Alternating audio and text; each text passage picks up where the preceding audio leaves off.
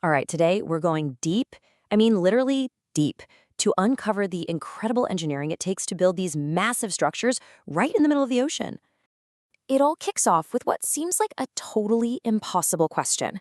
When you need to anchor a $1 billion bridge, how on earth do you drill through solid bedrock when it's buried under 50 meters of water and shifting sand? Well, the answer is a whole lot cleverer than you might think. You see, when engineers build a bridge that has to span a huge body of water, they can't just rest its gigantic towers on the ocean floor. I mean, that would be like trying to build a skyscraper on quicksand. It's just not going to work. The foundation needs to be anchored to the planet itself. That soft, mucky seabed is basically useless for supporting millions of tons of weight. So the real prize, the real goal, is way down below. It's a layer of solid bedrock that engineers call the hard strata. That is the unshakable rock they need to lock the bridge's foundation into. Okay, so this sets up a huge two-part problem. First, you've got to get through all that soft, messy stuff on the seabed.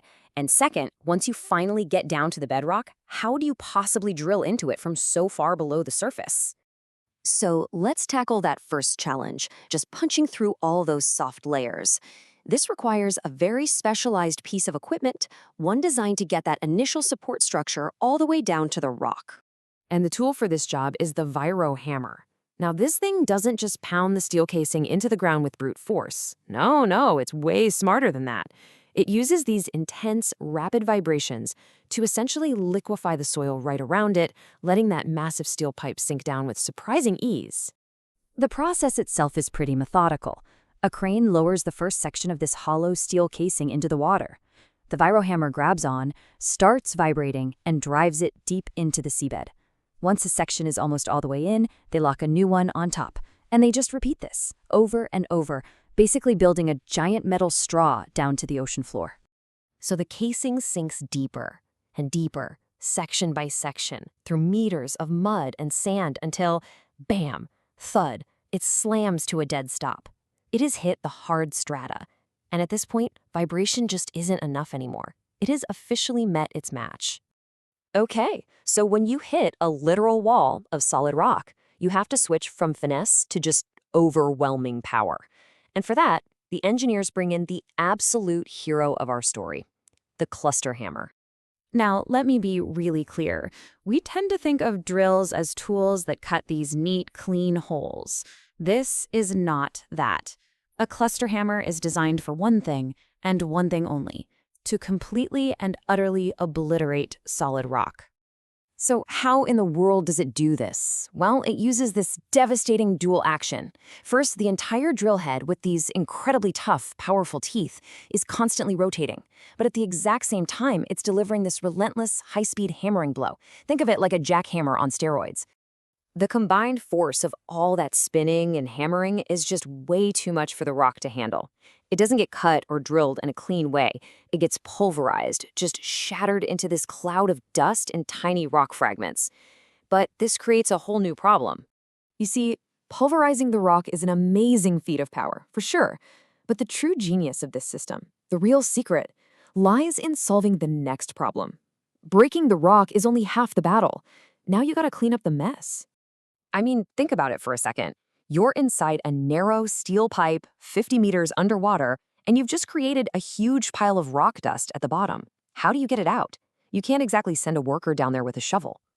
And the solution is what makes this entire incredible process possible. It's not another giant machine or some complex robot. Nope. It's something much simpler, and frankly, far more elegant. Compressed air. So here's how it works. A narrow tube runs all the way down to the drill bit. High-pressure air gets forced down this tube, creating a powerful blast right where the rock is being shattered. This blast forces all those tiny rock particles up through a hollow shaft in the center of the drill, carrying them all the way to the surface where they're collected. It's basically a super-powered underwater vacuum cleaner, leaving the hole perfectly clear. How cool is that? So with the bedrock drilled and the cavity perfectly cleared out, the hardest part is over. Now the engineers can finally create the anchor that this whole process was designed for in the first place. A cage of steel rebar is lowered down into that perfectly formed hole, and then it's filled with high-strength concrete. And what you end up with is a single, solid pile that is now physically locked into the Earth's crust. It's not going anywhere. And let's not forget the sheer scale of this whole achievement. All of this incredible work is happening 50 meters below the waves. That's the height of a 15-story building, but it's all being done in near total darkness, under immense pressure at the bottom of the ocean. Just wow! And this really brings us to the key takeaway. Building these modern marvels isn't just about having the biggest, baddest hammer. It's about clever, elegant solutions, like using simple compressed air to clear away pulverized bedrock from the abyss. It really makes you think, doesn't it? What other hidden feats of engineering are all around us, quietly making our modern world function? So much of the most brilliant work is stuff we never even get to see.